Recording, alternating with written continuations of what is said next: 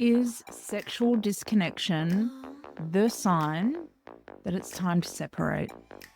Today, we're going to talk about the silent crossroads that so many women in business and leadership face.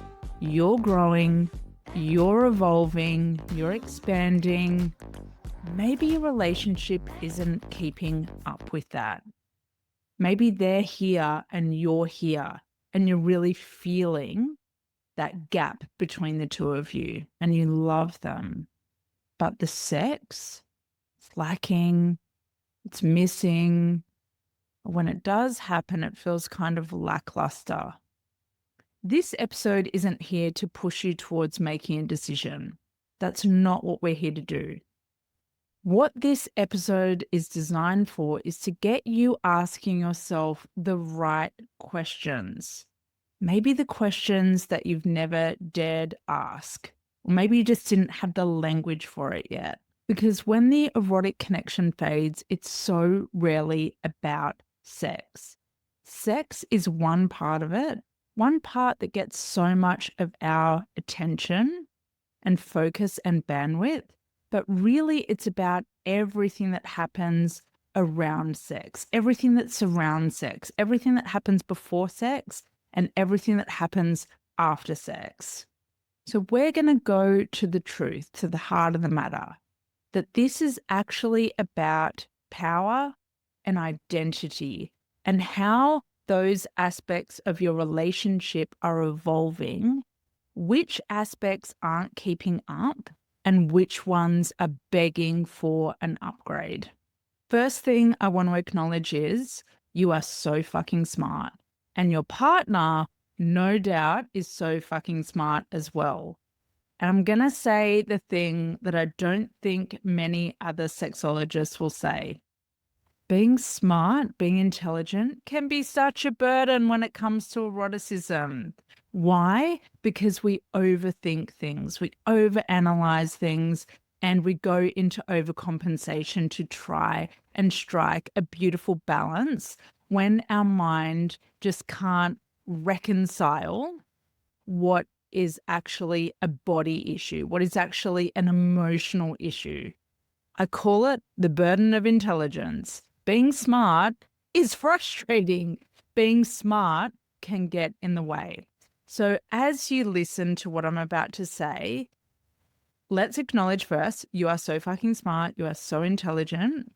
This isn't so much a matter for your mind to handle. So give your beautiful mind permission to just take the back seat while you listen to this and really drop into your heart, drop into your pussy, and come back into a state of pure feeling, pure sensation, pure pull towards what it is that you want. Not what you think is right, not what you think you should do, not what makes sense, not what conversation you even have. We're not even going there. We're letting your mind gently step out of this just for our time together. Okay, give your body a little shake. Blah, blah, blah. Shake, shake, shake, shake, shake. Come into it. Let go of your head. Let go of the control just for a minute. And come into the power of you, your identity, and where that power stands in the context of your relationship. Really seeing your relationship as three entities that move together. There's you, there's your partner, and then there's the relationship. For this episode, we're going to focus on you, where you're at, where you stand, what's moving through you, and what it is that you want. Okay, now that you're in your feeling body, your emotional body, let's talk about what you're actually feeling. And the first thing that you're feeling is guilt. Guilt is a natural feeling that's going to come up whenever you question your relationship.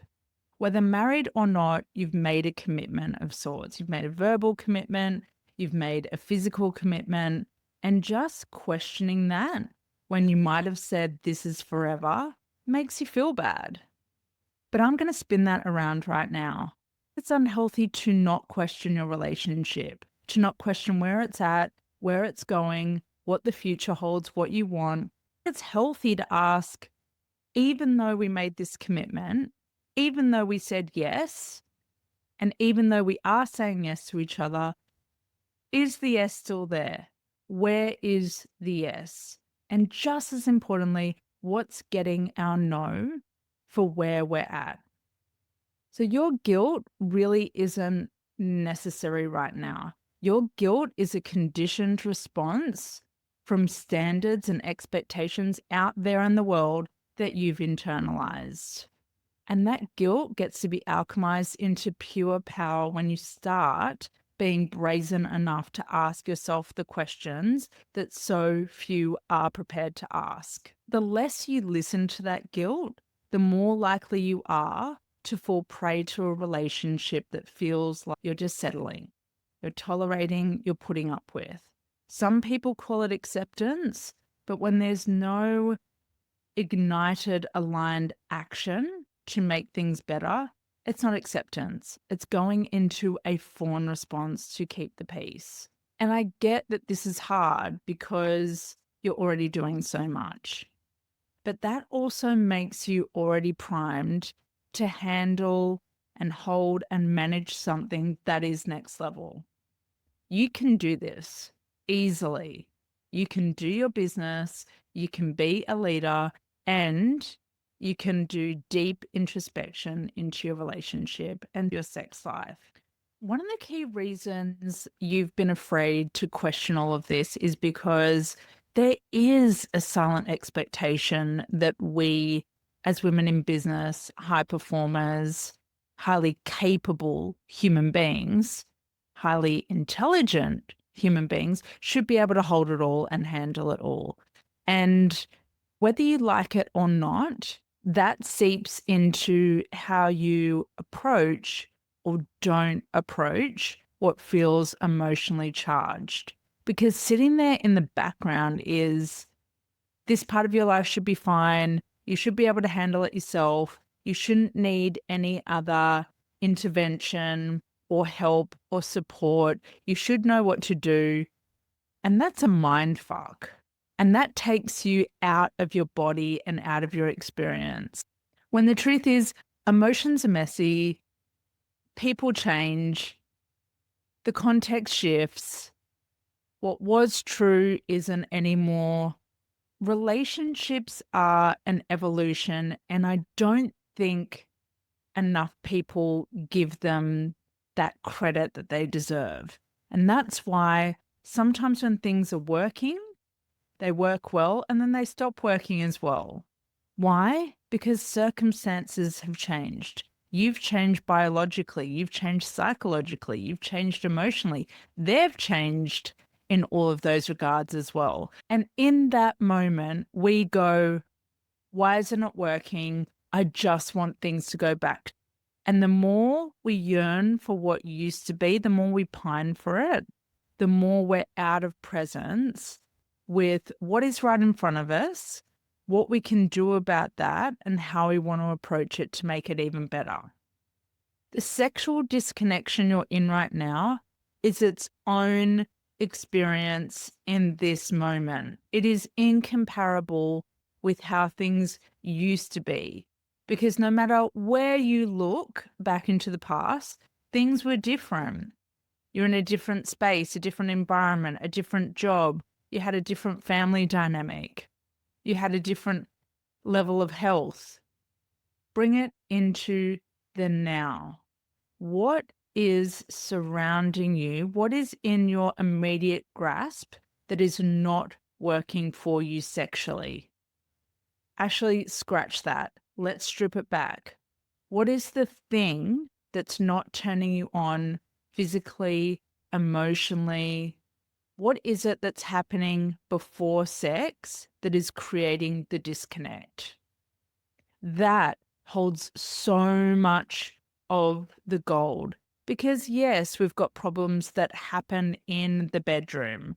I remember so many women sitting down in my office as a sex therapist saying, this is the only part of our relationship that doesn't work. And it simply isn't true. There is something else going on that either you're not admitting to, you're too overwhelmed to address, or just feels too laborious. You're like, oh, just let that thing go, just accept. That thing that's grating on you, that thing that is making you frustrated is also the thing that's going to allow you a breakthrough in your relationship.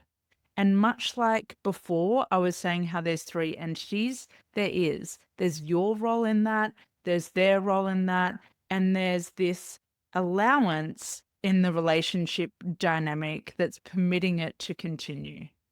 So before we even go to sex, what is happening around sex? What is surrounding sex? What is the ordinary everyday thing that's happening in your dynamic that isn't doing it for you? For some of my clients, it's that they're not experiencing a meeting of the minds. They can organize really well with their partner. They can tag team. They can run the household and manage the family. They're very good at that as high performers. But in those exchanges, there's a complete lack of emotional intimacy. They're not truly seeing each other. They're not truly anticipating the other's more emotional, qualitative needs and desires. Sure, they can meet the practical needs, this needs to be done and this has to happen next. But where they're not attuned to their partners, and this can happen both ways, is they're not really tapping into that deeper well of feeling because it just feels like too much to hold in the everyday running of things. And the thing is, this is the thing that's going to make the everyday running of the things feel so much more flow-based, so much more easeful, because it's happening from a place of love and overflow instead of martyr mode, lack, this is what I have to do, this is grueling, this is monotonous. It really shifts things around. So you have to create the space and the bandwidth for the places that you aren't going in order to make everything else feel so fucking good. And that includes what happens in the bedroom. It requires you to get radically honest about what you want from them and listen to the language that I'm using. I'm not asking you to talk about what you need. When you take it into the language and frequency of want and desire, this is when we strike fucking gold. I need this, I need that. That is base. You are so beyond that. You are elevating your relationship out of survival mode. We're not going to talk about what you need from them. We're going to talk about what you want from them. What do you want? How do you want to be met by them? How do you want to be seen by them in the very ordinary, simple, and small parts of your everyday existence? No grand gestures, no massive surprises, nothing that the world can see out there. We're talking about everyday, ordinary that holds such a key to keeping turn on humming for the two of you. So if you're feeling sexually disconnected, I would be willing to bet that this part of your relationship isn't being tended to. Things look good on the outside. Finances are good. You've got your house, you've got your properties, you've got your holidays, you've got your car, you've got the external proof, but your everyday interactions don't have a charge of flirtation, of fun, of frivolity. It's very much your mind orchestrating what you should do, what has to happen next, what needs to be done.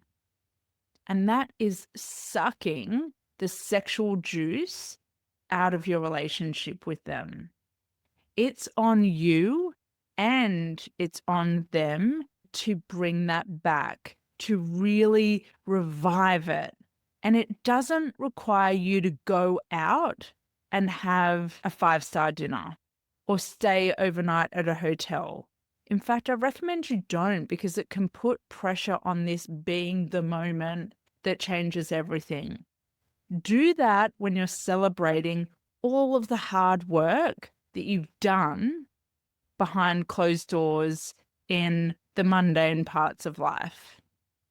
The sexiest thing that you can do for your relationship is the unsexy work. If you haven't really gone all in on this, and you and your partner haven't had a beautiful agreement that you're both going all in on this, then maybe not all is lost. Maybe it's not about separating. Maybe it's about recalibrating. You acknowledge the past, you draw the line, you say what's done is done, and now we're making a pledge that we are going to come together in our individuality and as a couple, and we're going to put our utmost effort in to make this satisfying, rich, enjoyable, pleasurable, dynamic, like really creating that contrast in the relationship so it doesn't just feel the same every day. And again, no grand gestures. Simplicity is so key here. And this is where people want the shortcut. Maybe if we go away, maybe if we do this thing, maybe if I buy this thing for them. But that's not going to create a beautiful, sustainable, loving, sexual relationship between the two of you. And how important is sex? It is vital, because it is the thing that differentiates your relationship from every other relationship out there. Some of you are already in partnerships. Some of you have had the same best friend for years. What makes your partner different is the sexual aspect. And it's so interesting. It's the thing that we don't think is important until it becomes absolutely everything, and it starts to feel like every conversation revolves around it. So it is not wild of you to ask for more and want more. Where you're going to get all of the power is getting crystal clear on what the more is and what ways you can share that tangibly with your partner. Going up to our partners and just saying, I want more, isn't going to give them specific insights into what it is that you want.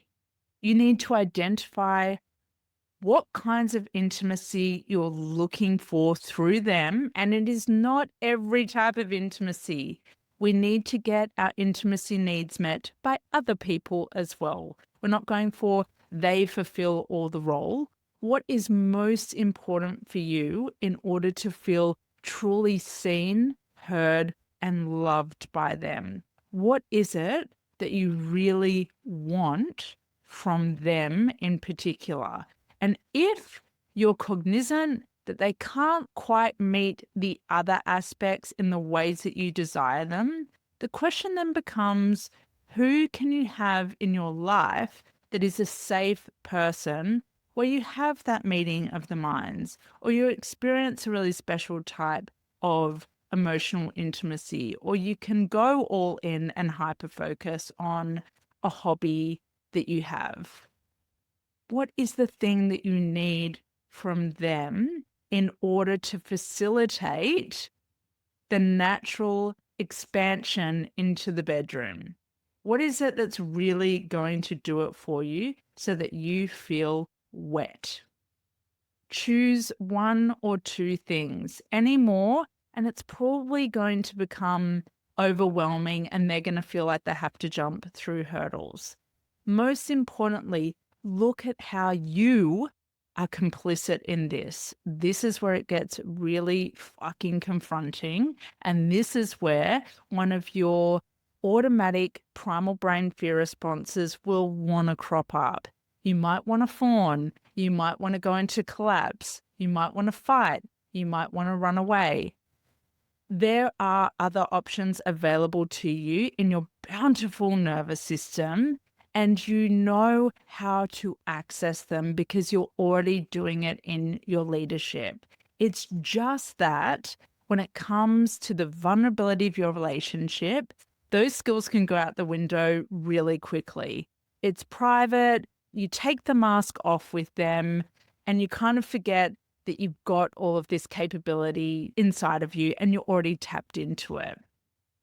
It's not that you can't be your real self with them, but it is a call to elevate the way that you respond to them and the way that you express your desires to them in the moment.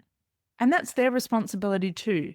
They're responsible for their automatic reactions that come up when they feel challenged, when they feel threatened, or when they feel like they could lose you. All of this is rich terrain. And my approach with couples is to really look at the emotional intimacy that's going on and the ways that our bodies are relating when the challenging conversations come up. And this is the game changer because it's about so much more than what you say. It's about so much more than communication skills. It's about navigating what's already preloaded in your body and choosing to do different in the moment. But not just choosing in the moment, actually holding that different state of being throughout the whole conversation. And finding playful and expansive ways that your bodies can come together that have nothing to do with sex. All of this is so worthy of exploration if you're both willing to come to the table. So if you're questioning if you should separate, the question I put to you is, are you willing to try this? Are you willing to try an approach with a third impartial party that has you relating in a way that you probably never have before? Are you willing to go all in on the minutiae of how you connect and to really hold the power of that so that you can see what else is available to you in your most important relationship? Is it your time to separate? It might be. But what if it isn't? What if this is the period of recalibration that sees you and your relationship get to a whole new echelon? One where your business success and your relationship success feels like an energetic match.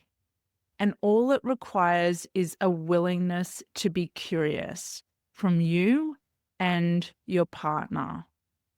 If this conversation stirred something in you and you want my expert support to help you navigate a challenging time in your relationship, the Power Couple Suite is the intimate immersion for the duo who want the fire, the fulfillment and influence in their bedroom to match what happens in their business and bank accounts, and who are ready to meet themselves and each other with truth and eros leading the way.